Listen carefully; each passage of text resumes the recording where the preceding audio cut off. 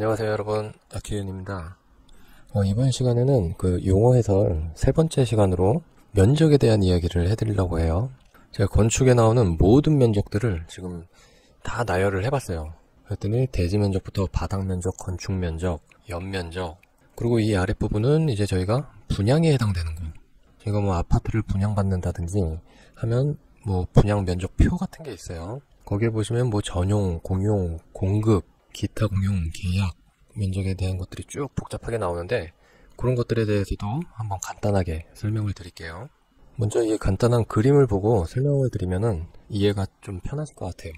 저희가 건축법 시행령 119조에 보면은 굉장히 이제 여러 가지 면적들이 정의가 되어 있는데 사실 보면은 좀 복잡해요. 그래서 좀 이해하시기가 어려울 것 같아서 저는 오늘 되게 간단하게 정리를 해서 말씀드리려고 하거든요. 먼저 대지 면적부터. 대지 면적은 너무 간단해요. 우리 건물이 이렇게 있다. 그러면은 진짜 우리 말 그대로 딱 대지, 요 면적.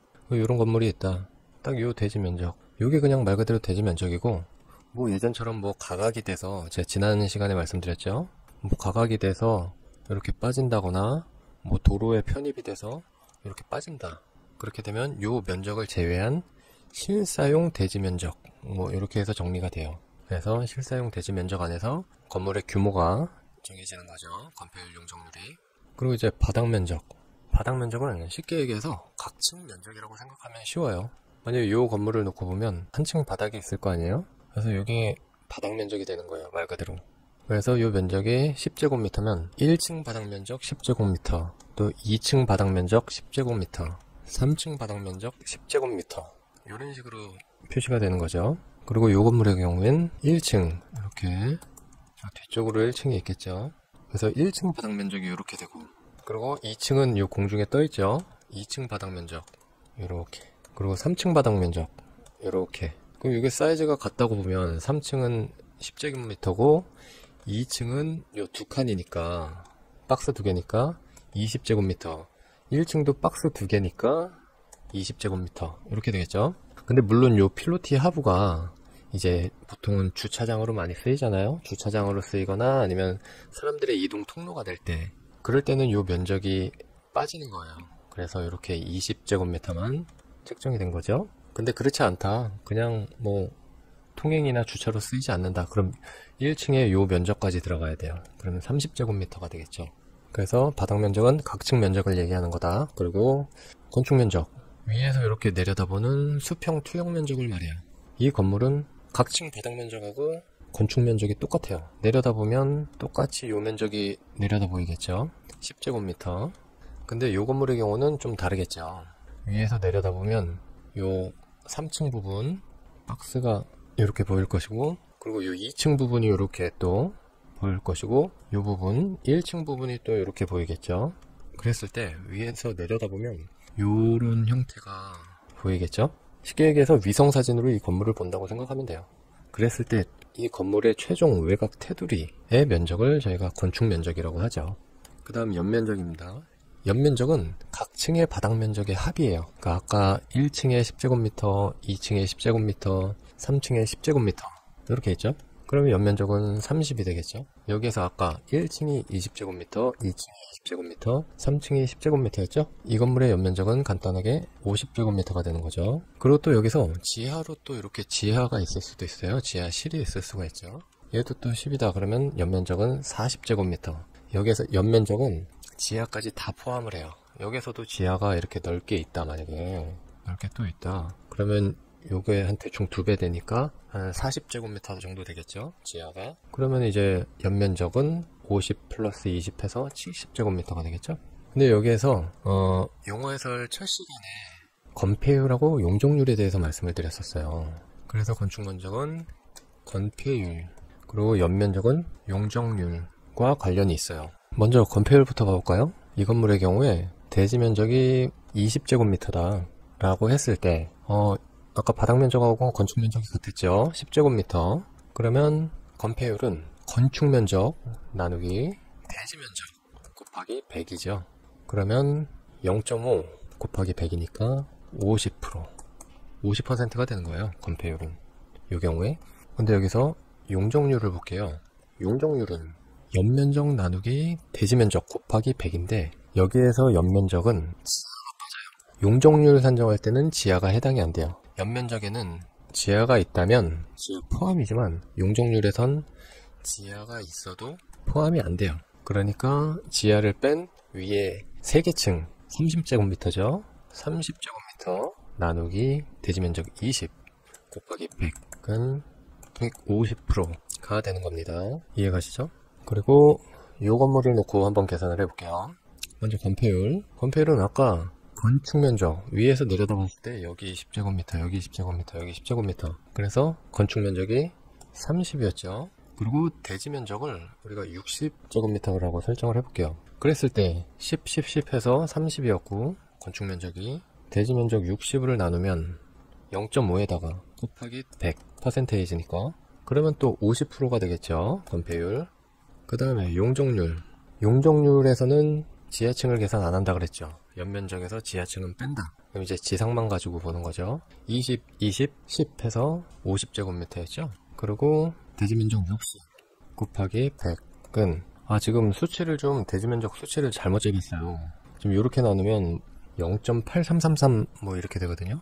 뭐 그렇게 해볼게요. 어쨌든 50 나누기 60 하면 0.8333 네 곱하기 100을 하면 83.33% 이렇게 되겠죠. 그렇게 되면 저희가 건축 계획 시 사용되는 이 기본적인 면적들에 대해서 충분히 이해가 가실 거예요.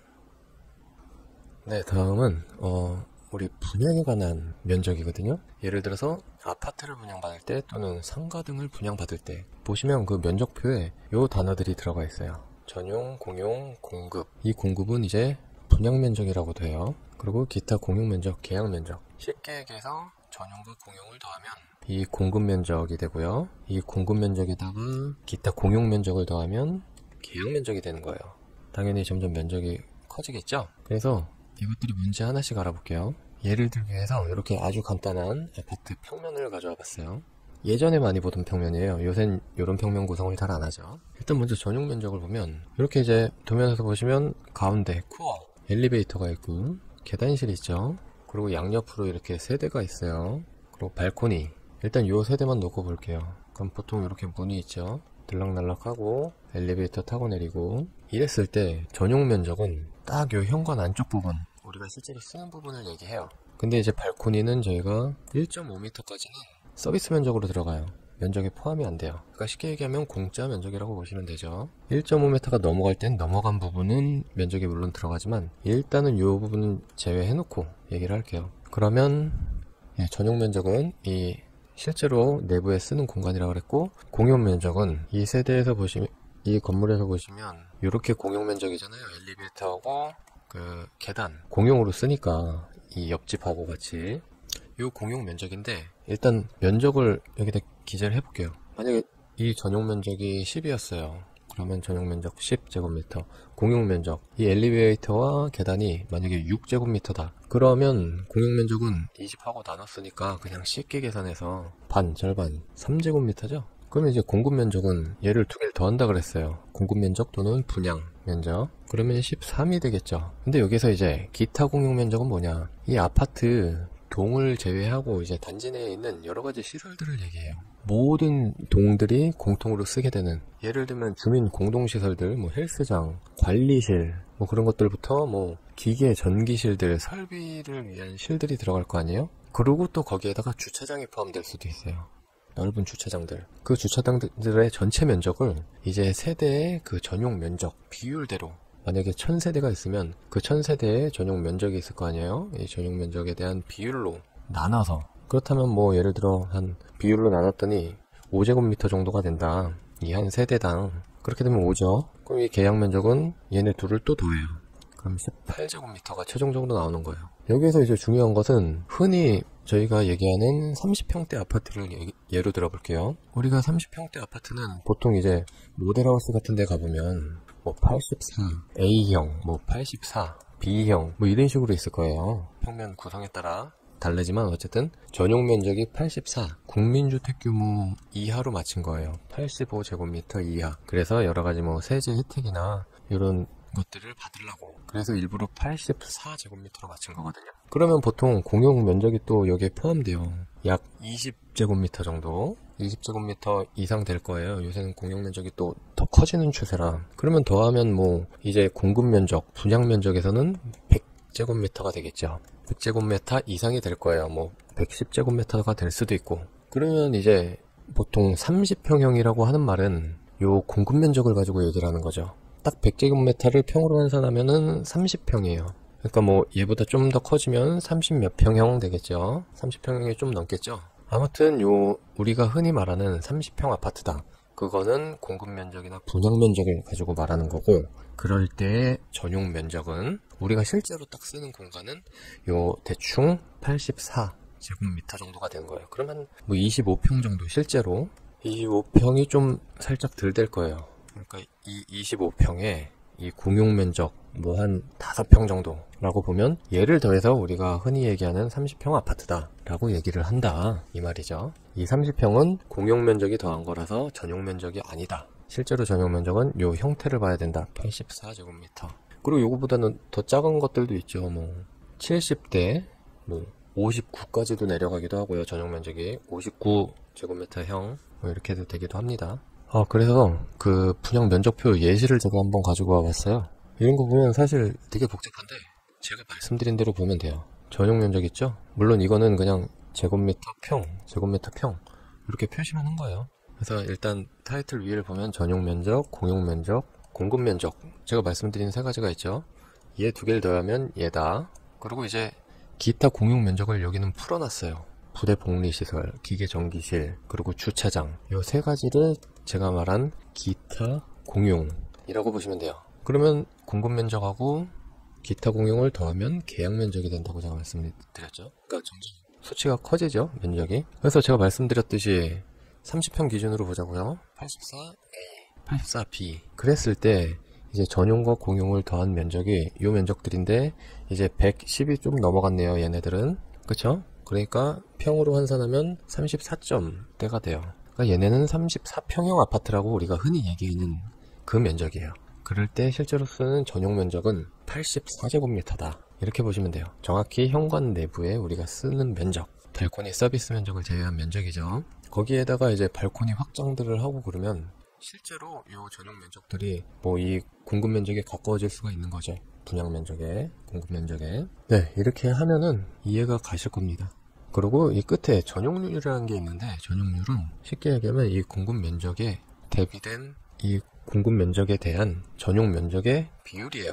그래서 73%다. 뭐 어렵지 않습니다. 간단하죠. 네, 그럼 오늘의 면적에 대한 그 용어 해설은 여기서 마치겠습니다. 네, 잘 봐주시고요. 재밌게 보셨으면 좋아요와 구독 부탁드리겠습니다. 감사합니다.